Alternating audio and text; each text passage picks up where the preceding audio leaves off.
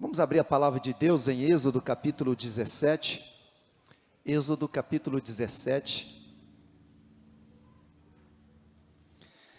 Senhor, toma minha vida, que eu possa ser boca do Senhor nesta noite.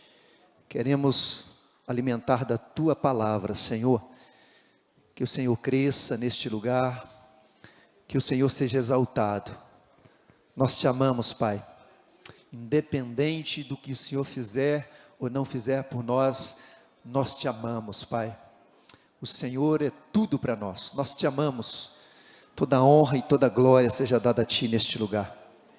Aleluia. Êxodo capítulo 17, a partir do versículo 8.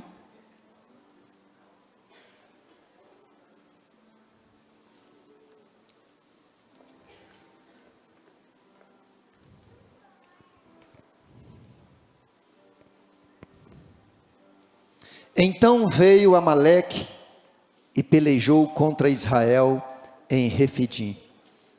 Por isso disse Moisés a Josué: escolhe-nos homens e sai, peleja contra Amaleque. Amanhã eu estarei sobre o cume do outeiro, e a vara de Deus estará na minha mão. E fez Josué como Moisés lhe dissera, pelejando contra Amaleque. Mas Moisés, Arão e Ur subiram ao cume do outeiro. E acontecia que, quando Moisés levantava sua mão, Israel prevalecia. Mas quando ele abaixava sua mão, Amaleque prevalecia. Porém, as mãos de Moisés eram pesadas.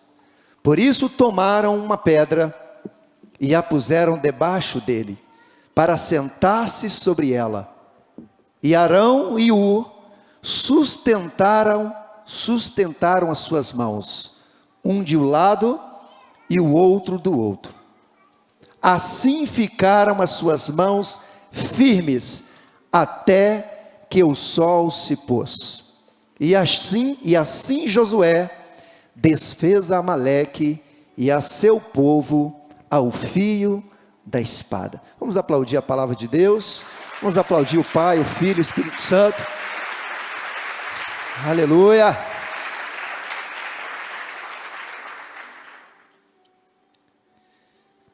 A Bíblia fala de uma batalha. O povo de Amaleque era um povo adversário de Israel. E quando Israel estava chegando na região ali de Refidim, a Bíblia fala que o povo de Deus foi surpreendido pelo exército de Amaleque. Mas no momento que Israel estava em guerra, a Bíblia diz que Moisés, como líder daquele povo, líder daquela nação, é a primeira vez que fala o nome de Josué na Bíblia, justamente aqui, é a primeira vez que Josué aparece. E Josué era um homem que era aliançado com o seu líder, ele obedecia ao comando do seu líder, por isso que ele foi o sucessor de Moisés. Era um homem que tinha realmente um nível de aliança muito grande com o seu líder. Mas o interessante do texto, que a Bíblia diz que no momento que Moisés deu a direção para Josué, para que lutasse com o povo, ele pegou Arão e Ur e disse o seguinte: olha, enquanto vocês estão lutando na região baixa, nós vamos para o outeiro, nós vamos para o monte. E assim foi Moisés com Arão e Ur para o monte. E a Bíblia diz que Moisés, enquanto ele estava com as mãos estendidas, naquele momento, clamando a Deus, orando ao Senhor, para que o exército de Israel vencesse o exército de Amaleque. E a Bíblia diz que chegou o momento que as mãos de Moisés pesaram. Moisés sentiu um cansaço. Porque o líder espiritual também, ele passa por esses momentos. Todo ser humano, como Elias, como vários homens na Bíblia. Todos nós passamos por esse processo. E ali naquele momento que ele abaixava a mão, que o peso não suportava, começaram a perceber algo interessante, que enquanto ele estava com as mãos levantadas, o exército de Israel vencia. Mas no momento que as mãos de Moisés baixavam, o exército de Amaleque vencia. Mas Moisés estava cansado. Moisés não suportava o peso das mãos. Imagina você ficar o tempo todo com as mãos levantadas. Você não consegue ficar no máximo, você fica no máximo aí 2 minutinhos, e vem logo o cansaço. Por isso que na cruz do Calvário, nosso Senhor Jesus, Ele suportou toda a agonia, todo o peso, de braços abertos. Ele não baixou os seus braços. Então naquele momento, quando eles estavam percebendo que quando Moisés baixava suas mãos, o exército inimigo prevalecia, Arão e Ur começaram a segurar os seus braços, e ficaram um período até o pôr do sol, e por causa dessa atitude, a Bíblia diz que o exército de Israel venceu naquele dia. Quando nós lemos o capítulo 17, aqui nesse capítulo a gente percebe que é Deus mostrando para Moisés que ninguém consegue vencer uma guerra sozinho. Nós não somos invencíveis. Todos nós precisamos de uma equipe, todos nós precisamos de um povo. Todos nós precisamos de alguém segurando nas nossas mãos, alguém na retaguarda, alguém orando, alguém clamando, alguém intercedendo. Uma igreja não consegue ter êxito se não tiver ali um povo junto na mesma proporção, no mesmo propósito. Então no capítulo 17, Deus manda uma mensagem para Moisés: Moisés, não tem como você vencer sozinho, precisa de uma equipe, precisa de um povo. Diga para o seu irmão: um sonho que se sonha só é apenas um sonho, mas um sonho que se sonha juntos se torna realidade. Você pode aplaudir o Senhor?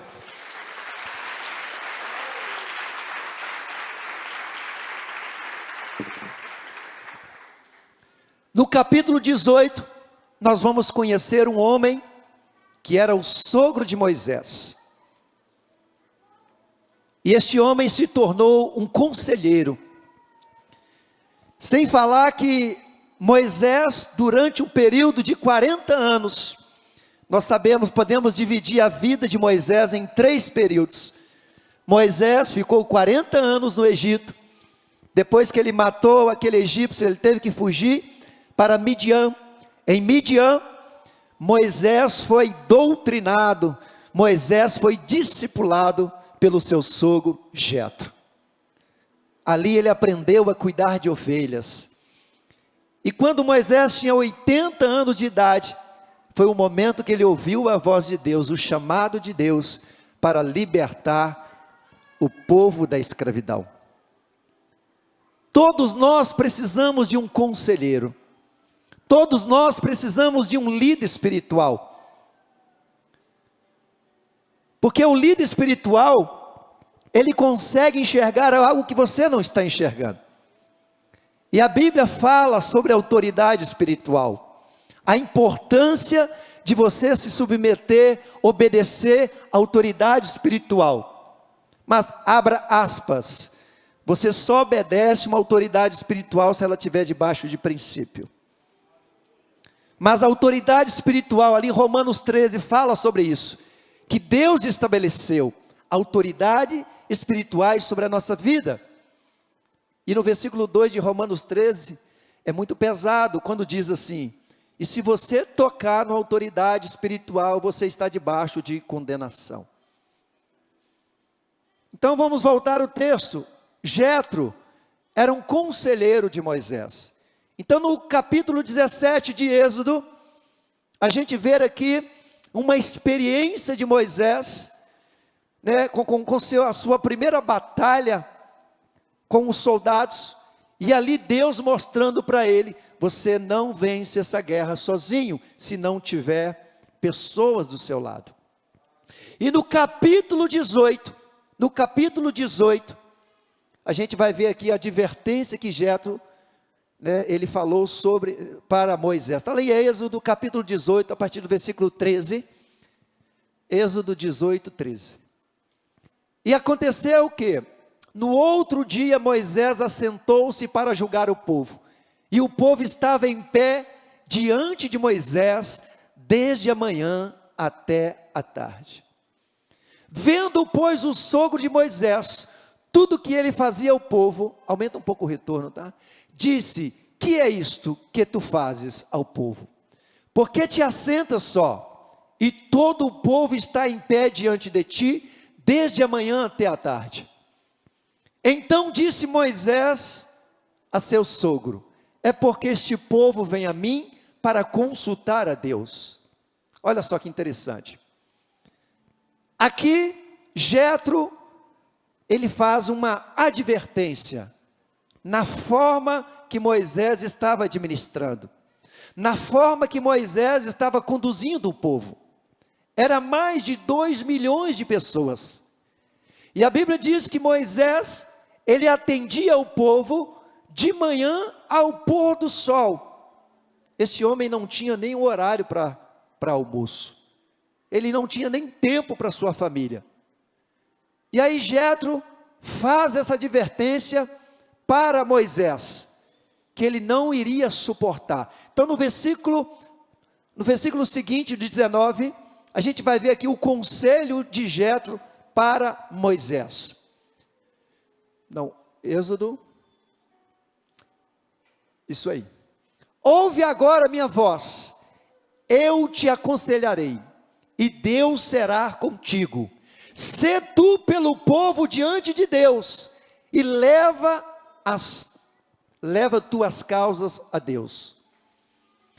E declara-lhes os estatutos e as leis, e faze-lhes saber o caminho em que deve andar, e a obra que deve fazer. Olha que interessante. Ele está dando um conselho para Moisés, dizendo o seguinte: Moisés, você precisa saber delegar. Você precisa ter mais tempo para buscar a palavra. Você precisa ter mais tempo para alimentar o povo da palavra. A forma que você está administrando, daqui a pouco você vai ter problema.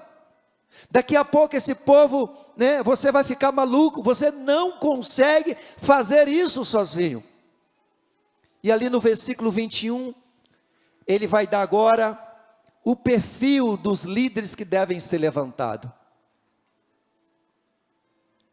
E tu, dentre todo o povo, procura homens capazes, tementes a Deus, homens de verdade, que odeiem a avareza, e ponho-nos sobre eles por maiorais de 1000, maiorais de 100, maiorais de 50 e maiorais de 10. Para que julguem este povo em todo tempo, e seja que todo negócio grave tragam a ti, mas todo negócio pequeno eles o julguem. Assim a ti mesmo te aliviarás da carga, e eles a levarão contigo. Se isto fizeres, e Deus te mandar, poderás então subsistir. Assim também todo este povo em paz irá ao seu lugar. E Moisés deu ouvidos à voz de seu sogro, e fez tudo quanto tinha dito. Olha que interessante. Isso serve como uma grande lição para nós. Quando Jetro foi visitar Moisés, ele percebeu que tinha algo errado. Ele estava administrando de forma errônea. Ele não iria suportar.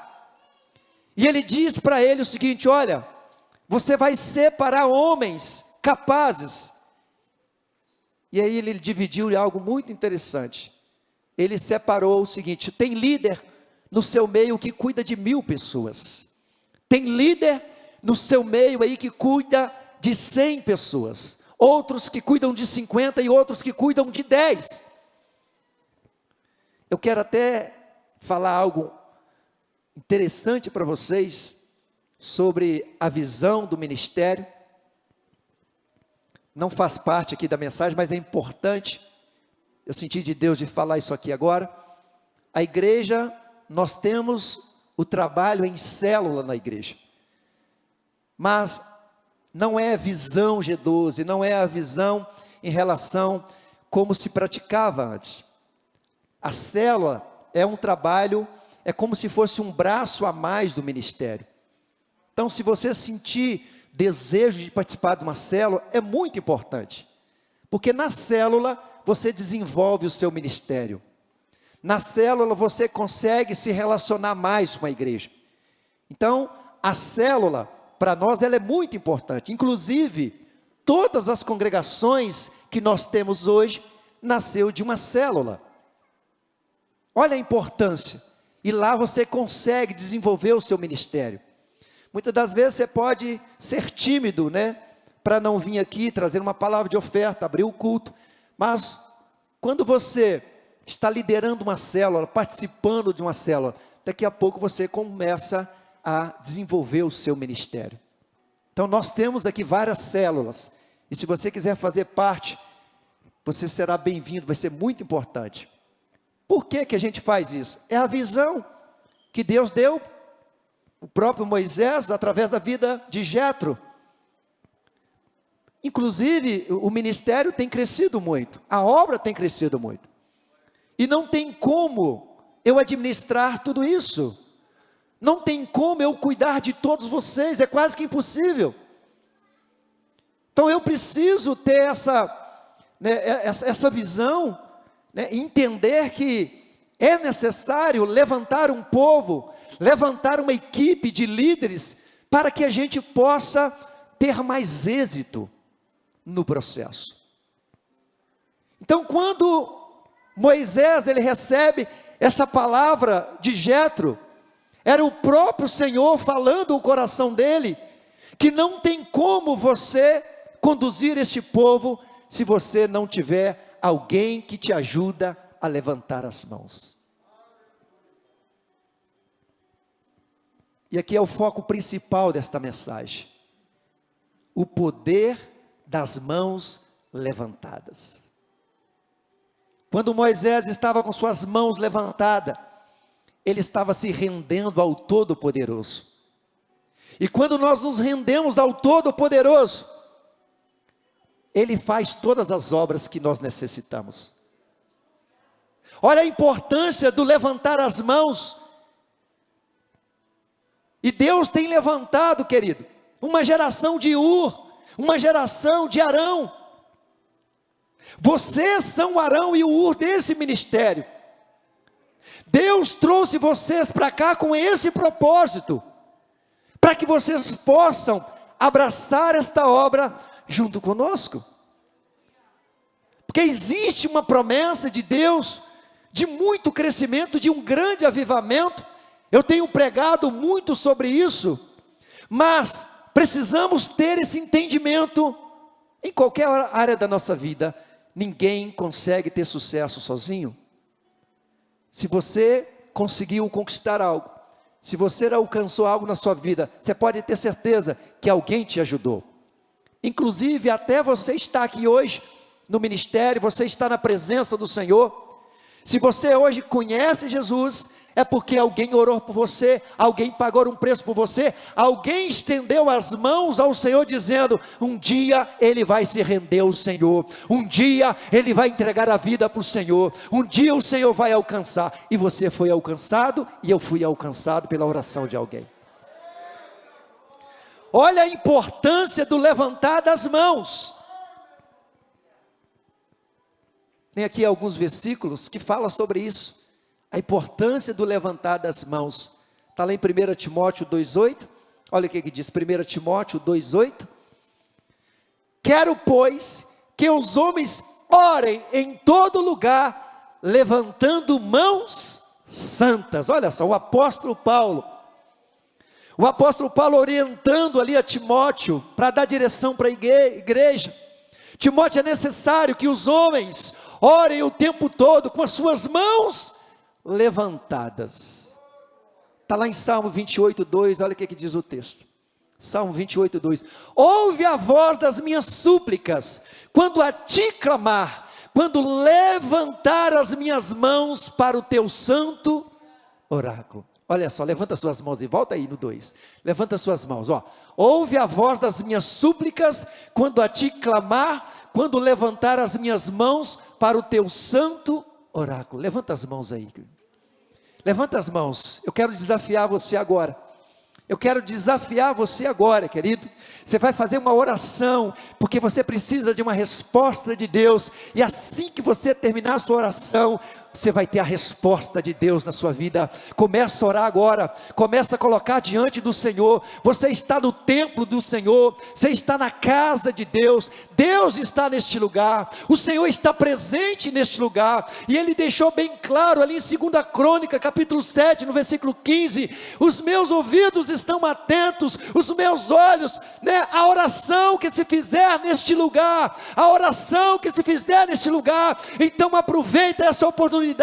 Você está no templo do Senhor, levanta uma oração agora, levanta um clamor agora. Eu não sei se você precisa de uma cura de uma enfermidade, eu não sei se você precisa de uma porta aberta, eu não sei se você precisa de uma resposta de Deus. Comece a orar agora, porque você está de mãos levantadas, e quando você está de mãos levantadas, você está dizendo, só o Senhor pode fazer,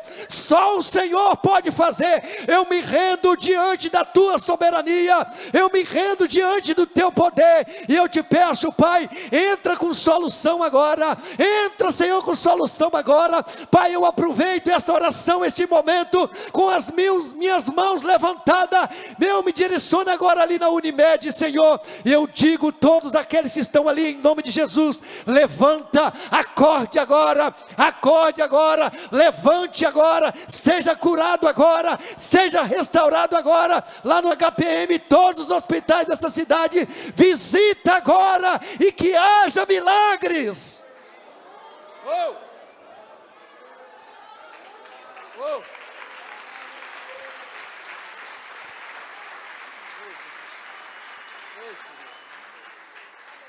Salmo 63, versículo 4.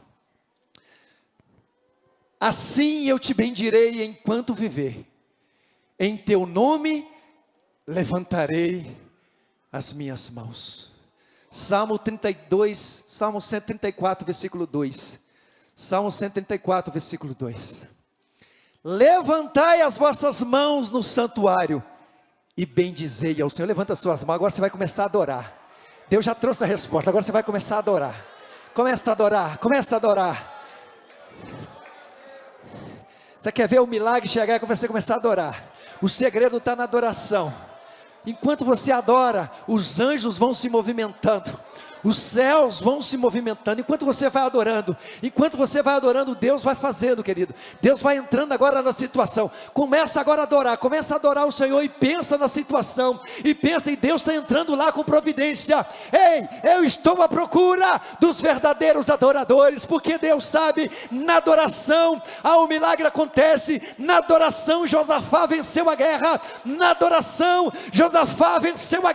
então o segredo é adorar independente da circunstância, o segredo é adorar. Nós te adoramos, Pai, nós te adoramos, Senhor Jesus, nós te adoramos, Senhor Espírito Santo. O Senhor é o dono da nossa vida, o Senhor é o dono da nossa família, o Senhor é o dono desta igreja, é o Senhor que está no controle de todas as coisas. Nenhum mal virá sobre as nossas vidas, porque nós te amamos e nós te adoramos. Nós te adoramos. Adoramos, Senhor. Aleluia.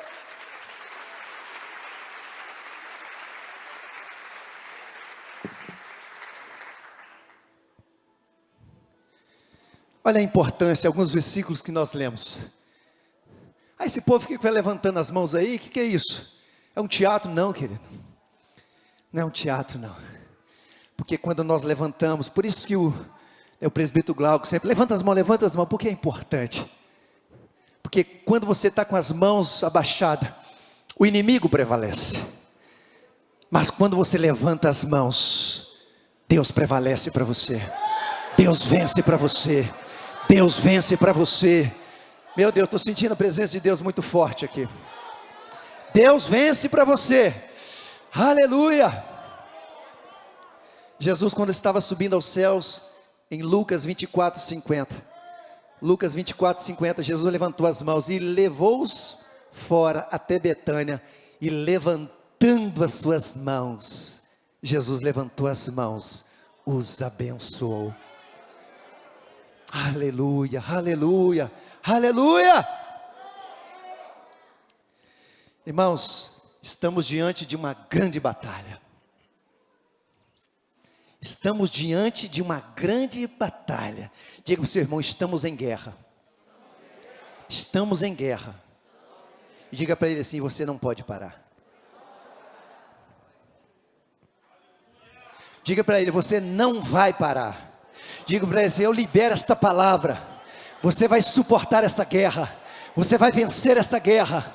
Porque não é você, não é o seu braço, é o seu general chamado Yeshua. Aleluia.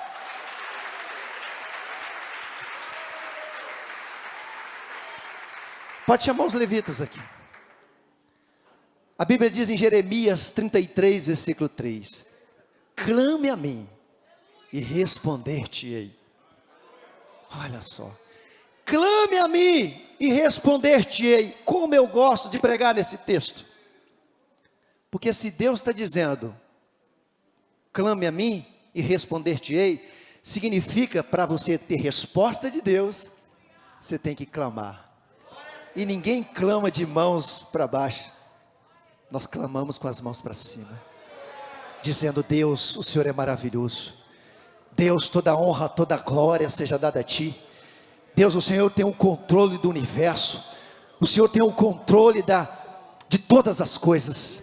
O Senhor é soberano. O Senhor está acima de principado. O Senhor está acima de potestade. O Senhor está acima de qualquer sistema. O Senhor está acima, meu Pai, Senhor, do Senado. O Senhor está acima de todas as coisas. O Senhor está acima de todo o governo. Todas as coisas, meu Pai, se submete à Tua autoridade, e nós estamos aqui para declarar isso, Senhor. Nós não temos medo do mundo, nós não temos medo do diabo, porque nós temos o Senhor, nós cremos no Senhor. Nós não temos medo do coronavírus, porque nós temos o Senhor. É o Senhor que determina o dia da nossa morte, é o Senhor que determina o dia que vamos partir, porque é o Senhor que tem o controle das nossas vidas, e nós estamos aqui para te exaltar, Senhor, clamando ao Senhor, clamando ao Senhor.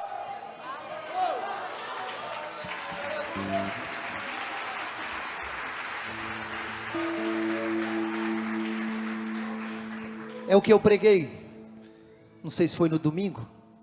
Ora, ação, ora, ação, ora, ação. Você tem que orar e agir. Então quando você está clamando, você está agindo, querido. Você está agindo. É isso que Deus quer. É isso que Deus quer. Que a gente se desperte, querido. Que a gente não deixa ser vencido pelo diabo. Nós não podemos baixar a nossa cabeça de maneira alguma. Nós não podemos deixar a opressão, o medo entrar, porque é muito sutil e ele quer vir o tempo todo. Ei, Deus é maior do que qualquer coisa neste mundo. Deus é poderoso, querido. Nós temos que crer no poder e na autoridade dele. Ele ressuscita o morto, ele faz o que ele quiser, porque ele é o dono da vida. Ele é o dono da vida. É esta fé que precisa estar dentro de nós, é sair daqui com esta fé, com esta convicção, que nós só seremos vencidos, querido, se Deus quiser. Mas Deus quer a nossa vitória. Deus quer a nossa vitória. Então Jeremias 33, versículo 3, clama a mim e responder-te-ei. Tem que ter clamor. Se tiver que gritar, quem gritar mesmo, querido? Tem que gritar mesmo. Você não está gritando com Deus, porque existe os principados, existe aqueles que querem segurar aquilo que Deus tem para nós. A Bíblia fala sobre isso. A Bíblia fala sobre isso. Lá em Daniel, no capítulo 10, quando Daniel estava orando, Daniel estava clamando, e não foi fácil a guerra que Daniel enfrentou. Foi guerra, foi luta. Mas ele não baixou a guarda, ele não desistiu. Foi 21 dias de guerra, 21 dias, ele não parou. Tem gente que começa a lutar um dia e já quer parar, quer desistir. Não, querido, você tem que ir até o final. Talvez você não está vendo a nuvem, mas começa a crer que você vai ver a nuvem. Você precisa crer que a nuvem vai aparecer, porque ela vai aparecer. Ela vai aparecer, vai chegar, querido. Ah, pastor, mas tem 10 anos, mas vai chegar. Se não chegar, querido, eu não sou profeta nessa terra. Vai chegar a sua bênção, vai chegar, você não pode parar. E aí a Bíblia diz lá no versículo 12, Daniel 10, 12. Olha que coisa interessante. Então me disse: não temas, Daniel, porque desde o primeiro dia em que aplicaste o teu coração a compreender e a humilhar-te perante o teu Deus, são ouvidas as tuas palavras, e eu vim, volta lá, e eu vim por causa das tuas palavras, eu vim por causa do teu clamor. Versículo 13: mas o príncipe do reino da Pérsia me resistiu 21 dias, e eis que Miguel, um dos primeiros príncipes, veio para ajudar-me, e eu fiquei ali com os reis da Pérsia. Olha só, Deus falando assim: Daniel, a luta não foi fácil, mas a partir do momento que aquele momento que você levantou as mãos, Daniel, eu já ouvi você, a sua bênção já estava no reino espiritual, ela só precisava materializar. Mas o primeiro dia, Daniel, o momento que você se levantou, porque eu sou aquele que dou a resposta na hora, Daniel. A minha resposta é imediata. Eu tenho o prazer de abençoar. Eu só quero que o povo clame. Eu só quero que o povo pede. Pedir e dar-se-vos-á. Eu só quero que o povo pede. Então, Daniel, só que no primeiro momento, no primeiro dia, a sua bênção, a sua palavra foi ouvida. Só que houve um impedimento, houve um bloqueio nas regiões celestiais, porque as nossas bênçãos estão no céu, no terceiro céu, é lá que estão nossas bênçãos. No segundo céu é onde fica a região celeste, né? Celestiais. Eu acho que é Efésios capítulo 6, 10 fala sobre isso. 12, né? Efésios 6, 12, eu acho que é isso, vamos lá, acho que é 12. Porque não temos que lutar contra a carne e o sangue, mas sim contra os principados, contra as potestades, contra os príncipes das trevas desse século, contra as hostes espirituais da maldade nos lugares celestiais. Então assim, existe um bloqueio.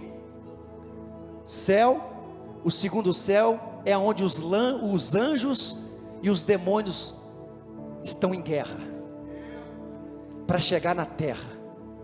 Por isso que é muito interessante, a Bíblia diz que Jesus, ali em 1 Timóteo 2,5, diz que Ele é o mediador entre Deus e o homem. É Jesus segurando na mão do Pai.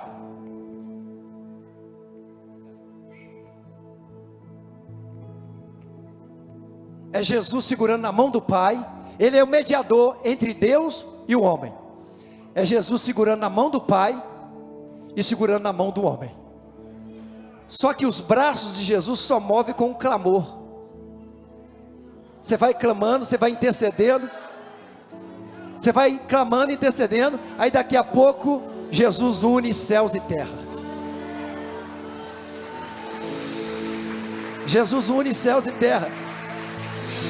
Por isso que tem que ser em nome de Jesus. Tem que ser em nome de Jesus. Fica de pé, igreja. Nós vamos levantar um clamor aqui nesta noite. Quero te chamar aqui, amor, vem cá. Aleluia.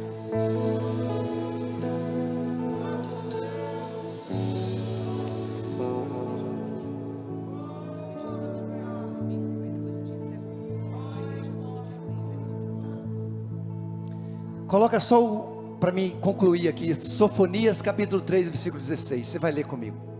Nós estamos em guerras, e é nesses dias.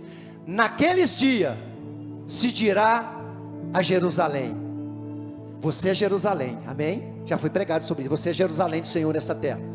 Naquele dia se dirá a Jerusalém, não temas, ó Sião, não se enfraqueçam as tuas mãos.